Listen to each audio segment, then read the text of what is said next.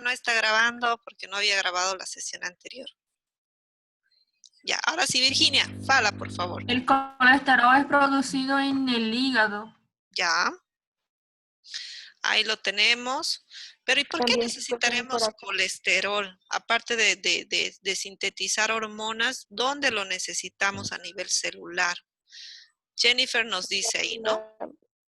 Jennifer nos dice que es La la membrana membrana. plasmática. Perfecto. En la membrana celular, ¿por qué? Porque si no tuviéramos colesterol en nuestras membranas celulares, no serían ese mosaico fluido o sería tan fluido ese mosaico que terminaría destruyéndose. Entonces es el que le da la estabilidad a nuestras membranas celulares. Pero por suerte el Doctora, colesterol se puede reciclar. Sí, ¿el colesterol también se encuentra en la sangre? no debería encontrarse mucho en la sangre. En la sangre se encuentra en pequeñas proporciones porque recuerden que el colesterol es el que causa justamente las placas de ateroma en la arteriosclerosis. Entonces, debería estar regulado. ¿Pero por qué viaja en la sangre? Porque recuerden que cuando nosotros hacemos la función de digestión, absorbemos los nutrientes. Estos nutrientes incluyen obviamente a las grasas e incluye obviamente al colesterol. Entonces pasa por la arteria mesentérica y se va directamente al hígado. Y en el hígado es retenido y es almacenado.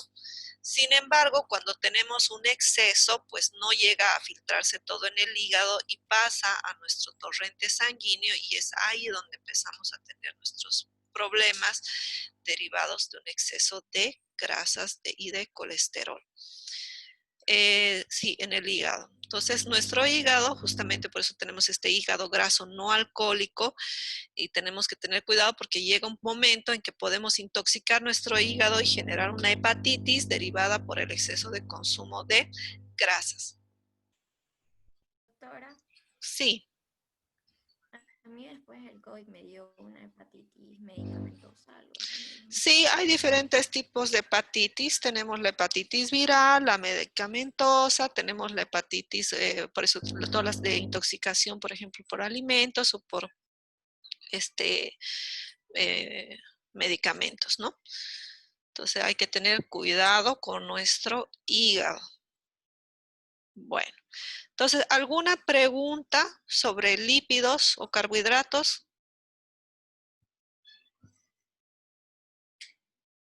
¿Nada? Ok. Bueno, vamos para el siguiente. Doctora, Sí, adelante.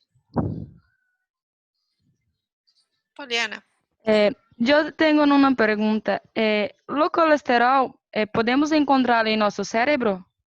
Sí, claro que sí, porque tu cerebro tiene células y todas las células tienen colesterol.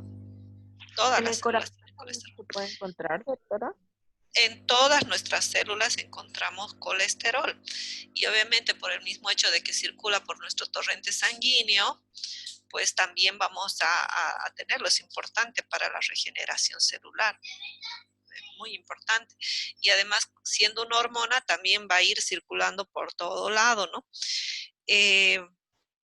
Sin embargo, las células nerviosas, ¿no es cierto? Nuestras neuronas se alimentan únicamente de carbohidratos. Por eso es que tenemos nuestra hormona, la insulina, que es tan importante el regular una cantidad mínima de glucosa para que funcione nuestro cerebro, porque no es capaz de metabolizar grasas. Quienes metabolizan las grasas para dar de comer a nuestros cerebros son las células de la glía, ¿no? Ellas son las que van a absorber estas moléculas y van a transformarlas para nutrir a nuestras neuronas. Ok. Obviamente, como este proceso de degradación de los lípidos no es tan rápido, demora un poco más, entonces no sería la energía de elección para nuestras neuronas. Y justamente porque son moléculas energéticas, altamente energéticas, tienen estas cadenas largas de carbono e hidrógeno, tienen el glicerol, tienen fosfolípidos, etcétera, pueden servir también como moléculas de acumulación de energía. ¿no? Ese también es una de sus funciones. Entonces tenemos una función estructural, tenemos una función energética, tenemos una función enzimática, tenemos una función, ¿qué más habíamos dicho? De hormonal. Entonces cumplen esas funciones. Por lo general todas las moléculas van a interactuar de una u otra manera en los procesos biológicos, ¿ya? Y nos vamos con las top de nuestras macromoléculas, que son las proteínas. Y vamos a ver, Aquiles, por favor, háblanos de qué son las proteínas. ¿Qué es lo que tú sabes? Doutora, Habla. Sí, Poliana. Doctora, bueno, las não, proteínas... eu queria responder, sim. Ya. no, no, Aquiles y después Poliana, entonces. Dale, Aquiles, Bueno, no te vas a librar. está bien. Bueno, las proteínas, digamos, son, ¿cómo es que se llama? Son moléculas que están formadas por aminoácidos. Ya, ok. Gracias. Nos dice Lucía que le expliquemos el tema del HDL, el LDL y el VLDL. Te podría explicar ahora, pero el problema es que nos vamos a atrasar mucho con el tema. Lo que te puedo decir es que el H viene de, obviamente, high, el L de low. Entonces, high, que quiere decir elevada densidad, y el otro low density. Cuando tenemos las de low density, pues eso quiere decir que tenemos una baja densidad de grasas. Y esta baja densidad de grasas, pues, va a hacer que genere estos problemas médicos que tenemos con el colesterol.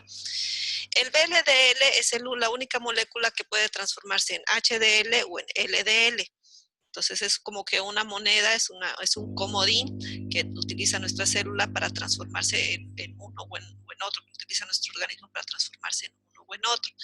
Pero lo vamos a explicar un poquito cuando veamos más la parte de digestión más adelante. Vamos a explicarlo bien y vamos a explicar también la formación de ateromas, ¿ya? Pero eso, por favor, te lo voy a pedir que no lo vamos a tocar a profundidad porque tenemos que avanzar hartísimo hoy día. Gracias. Entonces, Jennifer dice, contiene carbono, hidrógeno, oxígeno y nitrógeno, las proteínas. Sí. Poliana, vos querías contestar, por favor. Voy a hablar más lento, juro. Voy a tratar de hablar más lentito. Poliana. Não,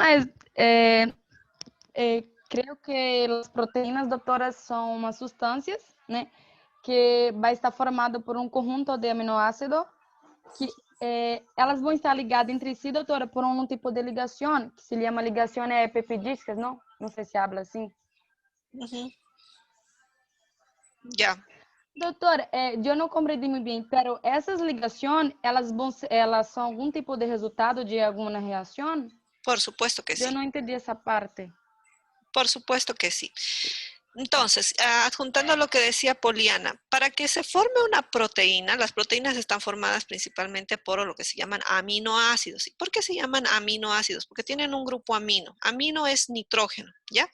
Tiene un grupo amino y tiene un extremo amino o N-terminal, y tiene un grupo C-terminal, que es un grupo carboxílico. Carboxílico porque tiene un doble enlace y un oxígeno aquí y un oxidrilo acá, ¿ya?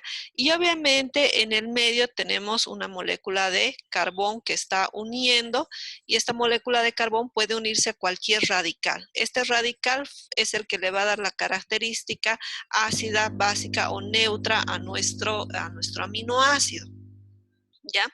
Este radical, por eso es radical, tiene signo negativo, ahí se va a unir los ácidos. ¿Se dividen en esenciales y no esenciales? Sí. Los esenciales son los que nosotros no somos capaces de metabolizar, y los no esenciales son los que nuestras células son capaces de sintetizar. ¿Quiénes sintetizan los no esenciales? Bueno, los obtenemos de la dieta, pero obviamente en la dieta no lo vamos a obtener en forma pura así, sino necesitamos de los microorganismos de la flora gastrointestinal principalmente, que es la que nos va a ayudar a disgregar estos aminoácidos para poder ser absorbidos por nuestro intestino. estas proteínas, estos aminoácidos van a unirse, como lo dijo su compañera Poliana, en un enlace polipeptídico. Este enlace polipeptídico es la forma secundaria de las proteínas. Entonces, aquí están sus diferentes funciones. Tienen funciones digestivas, como por ejemplo, enzimáticas, de transporte, estructurales, hormonales, de defensa, contráctiles y de almacenaje. O sea, funcionan para absolutamente todo dentro de las células. Son los ladrillos, los trabajadores, los almacenadores, etcétera. Son pleno de funciones. ¿Por qué? Porque es una molécula muy versátil, muy versátil.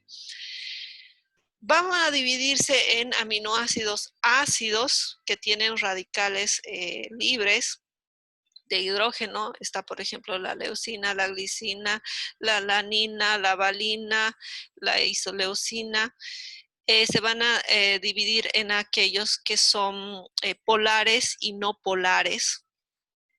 Polares, que quiere decir que tienen la capacidad de disolverse en agua. No polares son los que no se van a diluir en agua, que son, por ejemplo, estos que tienen estos anillos aromáticos acá, que le va a permitir justamente unirse o juntarse con las grasas o disolverse en las grasas o pasar a través de la membrana fosfolipídica. Y también tienen aquellos que son neutros. ¿Cuáles son los neutros? Que pueden ser anfipáticos, que tienen un extremo que es lipídico y otro extremo que es liposoluble, ¿ya? Entonces, de acuerdo a estas cargas con las cuales van a ir juntándose, van a generar estructuras obviamente tridimensionales. Aquí está la formación del enlace fosfolipídico, ¿no es cierto? Donde un oxidrilo con el hidrógeno se van a juntar, van a sacar agua y luego se va a unir directamente con el carbono, con el nitrógeno, manteniendo el doble enlace con el oxígeno y el hidrógeno, ¿no? Y el resultado es el agua.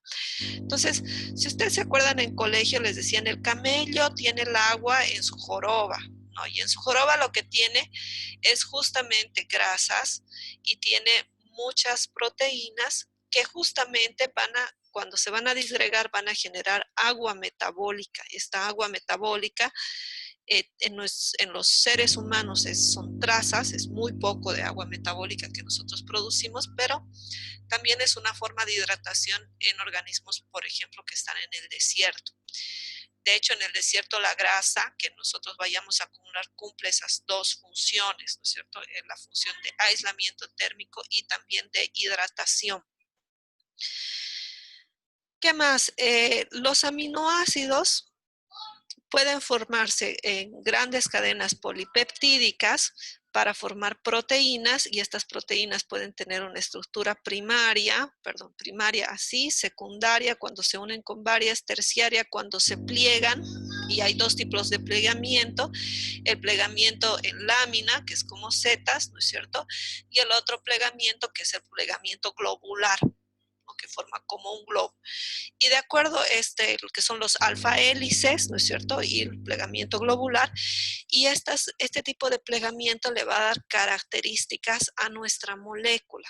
Ya esas características va a permitir que, por ejemplo, formen la hemoglobina, ¿no? La hemoglobina, y en el centro el grupo hemo, y son cuatro proteínas que están ahí. Entonces, como son cuatro proteínas que están interactuando, ya tendríamos una constitución cuaternaria, y esa constitución cuaternaria es importante, es importantísima.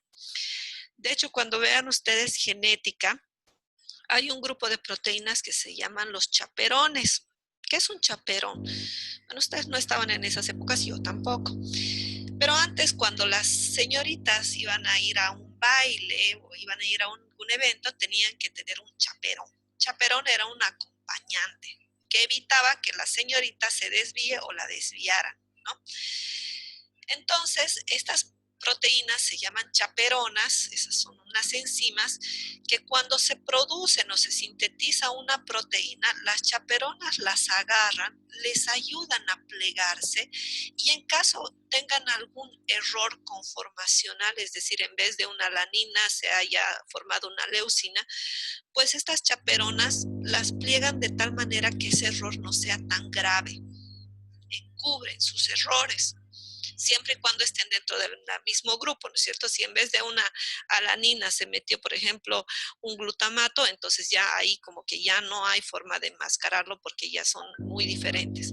Pero si estuvieran dentro del mismo grupo funcional, estas pequeñas mutaciones en el DNA van a dar un grupo funcional similar y las chaperonas lo van a encubrir. Y estas chaperonas son sumamente importantes para poder lograr un buen funcionamiento de nuestras moléculas, a pesar de que nosotros tengamos mutaciones genéticas que vayan a generar cambios. ¿Cómo se observó esto? Agarraron a las que se llaman las mosquitas, Drosophila melanogaster, y colocaron un inhibidor de chaperonas, ¿ya? Este inhibidor de chaperonas lo que hace es, obviamente, evitar que las chaperonas realicen su actividad. Y cuando les inyectaron este inhibidor de chaperonas, pues las mosquitas salieron todas así tuertitas, algunas sin alitas, otras sin ojitos, sin antenitas, etc. Y cuando, pues no se... Cuando se restablecía la función de las chaperonas en la siguiente generación de mosquitas, pues salían estas mosquitas bien. Entonces, fíjense que es muy importante la estructura cuaternaria y la estructura terciaria de nuestras proteínas, pues gracias a estas chaperonas pueden ser restituidas en caso de que hayan pequeñas mutaciones en los grupos funcionales de los aminoácidos. ¿Ya? ¿Qué más? ¿Algo más que quieran decir acá? A ver, vamos a ver, con la función digestiva. Vamos a ver, alguien que no haya participado, pueden levantar la mano. Cristian Cárdenas, Elena, que ya le dije, Emma. Función digestiva o como enzimas. Aquí podemos quedarnos hablando un año entero de proteínas, es larguísimo el tema. Tenemos varios modelos enzimáticos, ¿no? El modelo llave-cerradura, tenemos el modelo de guante, eso ya me imagino que lo han debido leer y si no lo han leído, léanlo en su libro, que son las formas conformacionales de cómo actúan las enzimas. O sea, una enzima puede estar perfectamente acoplada a otra molécula y ese es el modelo llave-cerradura. Tenemos el modelo guante, como que el guante cuando entra la molécula se va modificando justamente para que entre perfectamente. Y tenemos aquellas que se van a modificar en presencia del sustrato, se modifican para poder constituirse en una forma activa, ¿ya? Porque no todas las enzimas tienen que estar activas todo el tiempo. Por ejemplo, las enzimas del estómago están activas a un determinado pH, ¿no? ¿Cuál es el pH del estómago? Eso sí lo saben. De 3 a 4, ¿no? 3,4, 3,5 más o menos es el pH del estómago. Entonces, a ese pH esas enzimas se activan. Y no se activan a otros pHs, porque si se activaran a pH 7, cuando pasaran a nuestro intestino, quemarían nuestro intestino. Y es por eso que hay formas y hay muchos modelos de control enzimático, ¿no? Hay controles aldostéricos, hay controles que se llama por retroalimentación negativa, por retroalimentación positiva, etcétera. Varias enzimas, por ejemplo, aquí menciona la amilasa, la lipasa, la pepsina, el tripsinógeno, etcétera. Estas normalmente cuando terminan en asas, pues ya sabemos que es una proteína. Ayudan a la digestión, dice, ¿no es cierto?, a catabolizar todos los nutrientes y convertirlos en monómeros. Aquí vamos a hablar de dos, entonces, si hablamos de funciones enzimáticas, tenemos dos, una que es catabolismo, así es, y el otro que es anabolismo. y vamos a preguntarle a ver a quién. A Erika Arteaga y a Evelyn Zapata. ¿Qué es catabolismo y qué es anabolismo? Funciones catabólicas y anabólicas.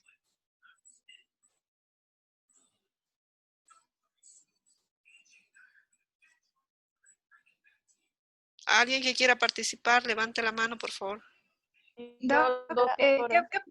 ¿Qué preguntó? Disculpe, que era anabolismo y Yo. catabolismo. Correcto, catabolismo y El anabolismo. Ya, ¿puedo yo decir anabolismo? doctora, Sí. Alessandra, y después Evelyn, por favor. Y Ya, Esteline. gracias. Bueno, el anabolismo, si no me equivoco, creo que es lo que es un proceso, un proceso del metabolismo, que, bueno, es el que tiene como función el síntesis de los componentes de la célula. Síntesis. Exacto. Vamos con Evelyn Zapata. Entonces, ¿qué será catabolismo?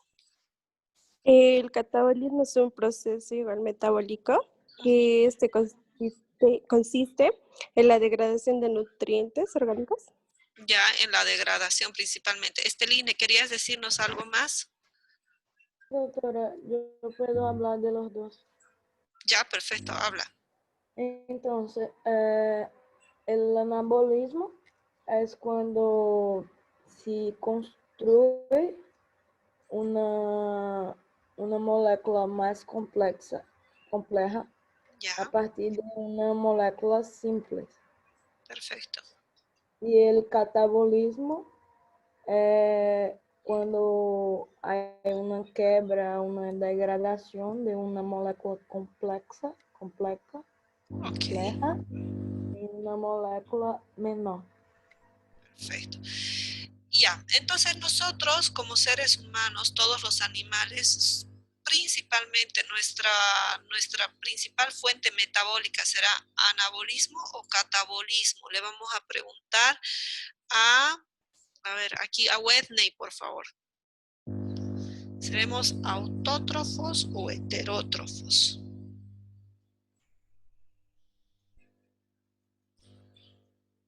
Heterótrofos, doctora. Somos heterótrofos, ¿no?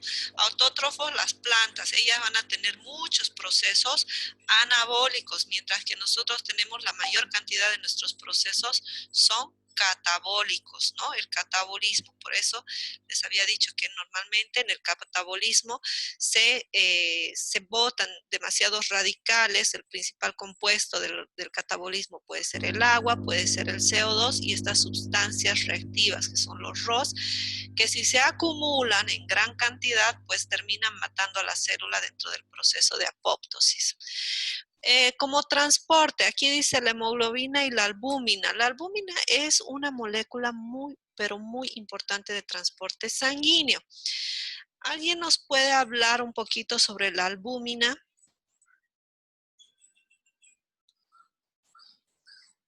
Alguien que levante la mano, si no yo le voy a decir a Rosemary, por favor, y Roberto. Hola. Dale, Roberto, ¿cómo estás? Te escuchamos. Lo que sé de la albúmina es que es producida por el hígado y que lo que hace es que ayuda a que se mantenga el líquido dentro de las venas de las arterias y Perfecto. para que no se filtre a otros tejidos. Eso es lo que sé. Excelente, lo has dicho muy bien. La albúmina es justamente esa proteína que nos sirve de transporte, pero además es producida por el hígado. Por eso cuando tenemos un proceso de hepatitis, nuevamente tenemos que ver bien la albúmina de nuestro paciente, porque si no ocurre una enfermedad que se llama la ascitis. ¿Qué es la ascitis? Al tener baja cantidad de albúmina, esta albúmina da una consistencia coloidal a nuestra sangre. Se quiere decir que evita que nuestra sangre se filtre por el proceso de osmosis al resto de nuestro medio interno. Pero cuando nosotros tenemos baja albúmina, Entonces, ¿qué es lo que pasa? El líquido de nuestra sangre empieza a migrar a nuestro medio interno, el líquido intersticial que existe dentro de las células, y la principal manifestación es que vamos a tener el vientre de nuestro paciente súper requete contrahinchado, como si estuviera embarazado. Vamos a tener se llama venas de medusa. En el vientre vamos a ver unas como medusas, que son las venas y las arterias que están sumamente hinchadas, justamente, ¿por qué? Porque se está escapando el líquido coloidal perdón, se está escapando el líquido en ausencia de albúmina. Y como no hay líquido en el torrente sanguíneo, ¿qué es lo que va a ocurrir? Pues nuestro paciente puede entrar en un shock hipovolémico. Entonces me dirán, pero si va a entrar en un shock hipovolémico, le vamos a meter suero fisiológico. Sí, vos le metés suero fisiológico y se sigue saliendo, se sigue escapando. Y nuestro vientre de nuestro paciente está cada vez más hinchado. Entonces me dirán, entonces le daremos un diurético para que elimine el líquido. Sí, pero si ya tiene poco líquido en su sangre, pues vamos a crearle un shock hipovolémico, ¿no? Entonces hay que tener mucho cuidado con el tema de la ascitis, evitar justamente la ascitis. Lo que tenemos que hacer es colocarle albúmina a nuestro paciente. Primero, paquetes de albúmina para volver a restablecer el equilibrio osmótico dentro de nuestro paciente. Muchísimas gracias, Roberto. Es importante, es el principal transportador, transporta hormonas, transporta otras moléculas. Si no tenemos un buen funcionamiento de la albúmina, así nosotros le pongamos el medicamento que le pongamos, no tenemos el carrito que va a llevar ese medicamento al lugar donde tiene que ir. Entonces la albúmina es como una petita, es como un autito, es como un taxi que ya venga. Entonces la albúmina va a transportar el colesterol, la albúmina va a transportar moléculas como ser enzimas, la albúmina va a transportar nuestras hormonas, va a transportar muchos de los medicamentos. Tiene esta característica que hay ciertas albúminas que son hidrofílicas, otras que son más hidrofóbicas, para poder transportar adecuadamente a cada uno de estos componentes. Funciones estructurales, vamos a verlo, esto de las funciones estructurales, la próxima clase que nos toca ya ver la parte del componentes celulares y el citoesqueleto. Pero, Valeria, por favor, si nos puedes decir algo sobre la función estructural de las proteínas, y Rosemary también, por favor.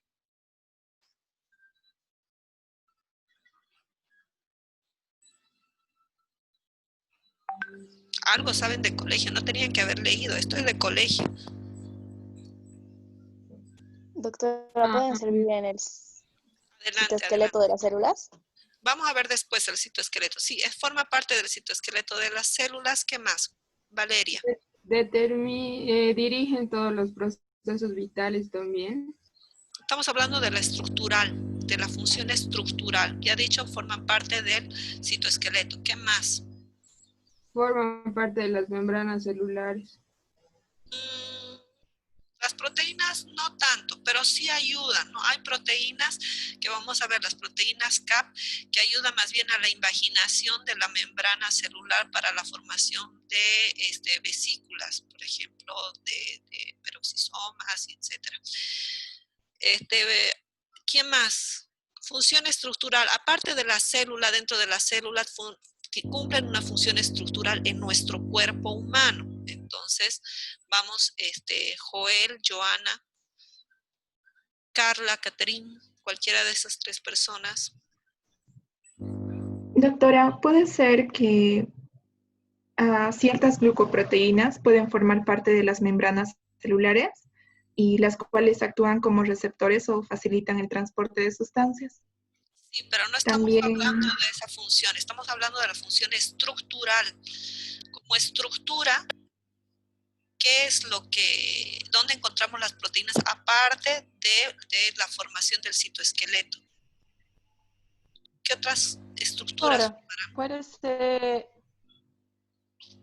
Adelante, nuestro cabello. Correcto. Cabelo, piel, algo así. Sí, correcto, estamos ahí.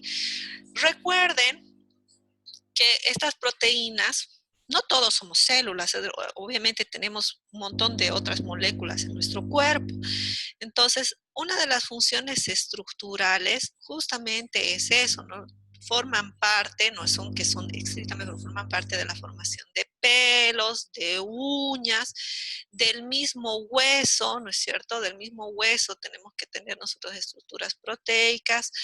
También La queratina. la queratina, ¿no es cierto? La forma de nuestros ligamentos, esa La sustancia uña. coloidal que está presente en el colágeno, ¿no es cierto? El mismo colágeno también.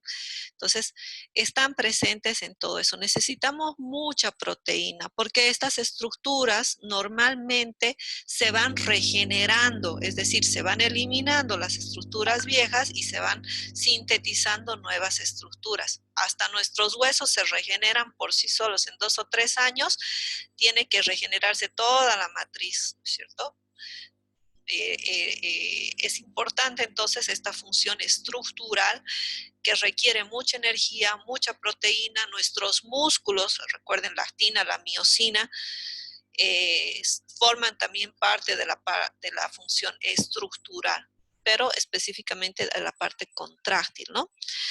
Vamos con hormonas. Bueno, hormonas ya hemos hablado un poquito. La principal hormona proteica es la insulina. Es una de las proteínas más pequeñitas, creo que tiene 100 y pico pares aminoácidos. Es pequeña, pero muy, muy, muy importante en el control del azúcar en sangre, ¿no? Y tenemos, por ejemplo, la tiroxina, que es importante para el control metabólico en general. Normalmente las hormonas que son producidas por proteínas son hormonas que están relacionadas con procesos metabólicos globales de larga duración. Y cuando ustedes vean aquellas que son producidas por colesterol, son de reacción rápida, inmediata, ¿no? Que se necesita ya, porque esa es la característica. Tenemos las funciones de defensa, por ejemplo, las inmunoglobulinas, también todo lo que termine con globulina, como hemoglobina y todo eso también hace referencia a las proteínas. Entonces, función de defensa, más o menos para que se ubiquen, como decía su compañera, en la célula tenemos los marcadores glicoproteicos. Estos glicoproteicos son como el carnet de identidad de la célula. Por lo tanto, también tenemos nosotros lo que se llaman los opsómeros, que son los identificadores o los marcadores celulares de los glóbulos blancos que van a ir verificando cada uno de esos 4 o 5 aminoácidos y los mira y los detecta como los infrarrojos en el supermercado. ¡Pip! Ah, es de nuestro organismo. Pase, pip, pase, pip, pase, ¿no? Brain, ¿no? Señora, por favor, abra su bolso. Entonces, más o menos así. Estas moléculas de inmunoglobulina hacen eso, identifican cuál es el agente patógeno y llama auxilio, necesitamos refuerzos, y vienen entonces todas las inmunoglobulinas y los rodean y los terminan aislando a ese microorganismo o agente patógeno que esté ahí. Y es por eso también que todos los agentes patógenos que va a reconocer nuestro cuerpo tienen que ser de constitución proteica. A ver, fíjense qué cosas nos dan alergia. Nos da alergia la lana. ¿Y la lana de qué está hecho? De proteínas, por el pelo, ¿no es cierto?, del animal. Nos da alergia el polen. ¿Y por qué el polen? Porque está hecho de proteínas. Nos da alergia el polvo. ¿Y por qué el polvo? Porque el polvo, el 90% está constituido por la descamación de la piel. ¿Y de qué está hecha la piel? De proteínas. Nos da alergia la leche. ¿Por qué? Por la proteína de la leche, ¿no? La lactosa. ¿Qué cosas más nos dan alergia? El gato. Perdón, el gato, el pelo del gato. ¿Por qué? Porque está hecho de proteínas. Entonces, todos los procesos alérgicos en los cuales nuestros sistemas de defensa van a actuar son principalmente porque son identificados gracias a que están constituidos por proteínas. La cápside del virus, ¿no es cierto?, también tiene proteínas, y lo que reconoce nuestro sistema inmunológico es la proteína del virus. No reconoce el RNA, ni el ADN, ni nada. Si el ADN está volando por ahí, no lo reconoce nuestro cuerpo, porque agarra y simplemente no tiene la capacidad de leerlo. Tiene que ser proteína. Y es ahí uno de los principales problemas de por qué, por ejemplo, tenemos la asbestosis. ¿Por qué las personas que trabajan anteriormente con asbesto, inhalaban asbesto y nuestro sistema inmunológico no podía hacer absolutamente nada porque no reconocía, y cuando se acumulaba y formaba ya una masa, ¿qué es lo que hacía esa masa? Esa masa obstruía un determinado proceso y entonces la célula afectada manda una señal y le dice, oye, auxilio, aquí hay una cosa que me está molestando, que me está apretando o que me está intoxicando y yo no sé qué es. Entonces los glóbulos blancos, ¿qué hacen? Al no poder reconocerlo, lo encapsulan. Dicen, no, aquí no tenemos, no sabemos qué miércoles es esto, lo encapsularemos. Y por si acaso, si es de origen animal o vegetal, mandaremos toxinas. Entonces mandan las famosas citocinas, la tormenta de citocinas, para matar todo lo que esté ahí. Sea bueno o malo, no importa que muera. Obviamente nunca le va a hacer efecto porque esas tormentas de citocinas también son proteínas y van a actuar sobre proteínas o sobre biomoléculas. Pues si nosotros tenemos asbesto, no le va a hacer absolutamente nada al asbesto. No se metaboliza. No se puede pasar a torrente sanguíneo. Se queda ahí.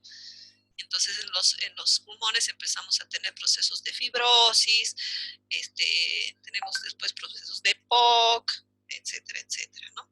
Entonces, es muy importante que recuerden eso cuando lleven fisiopatología, las inmunoglobulinas o todo nuestro sistema inmunológico va a reconocer a proteínas, a todo lo que sea de origen proteico.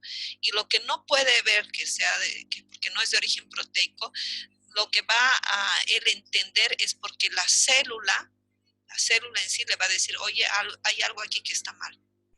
Entonces va a actuar en respuesta y al no reconocerlo como una proteína va a tomar métodos extremos de acción. Bueno, vamos con la función contráctil. A ver, vamos a ver quién no ha participado. Eric, no participaste. Joel, no participaste. Luana. Háblanos de la función contráctil de las proteínas.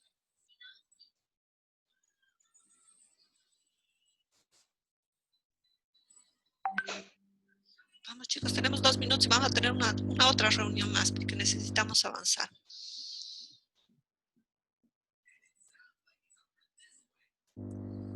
Función contráctil. Doctora, eso es más que todo en la miocina de los músculos, cuando las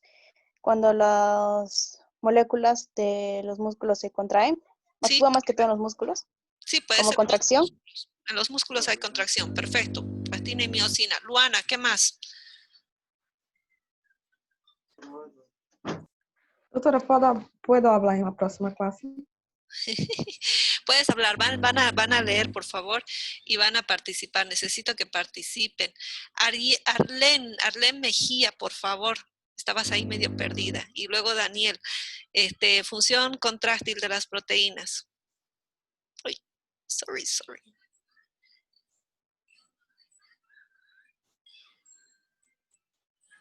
Ay, me pasé.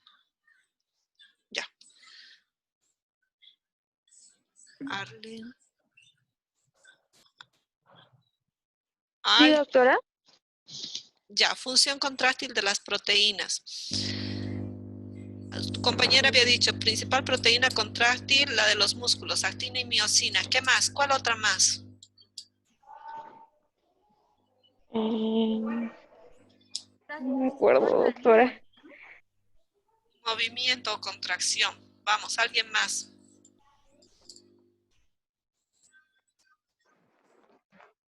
¿Nadie? Los chicos.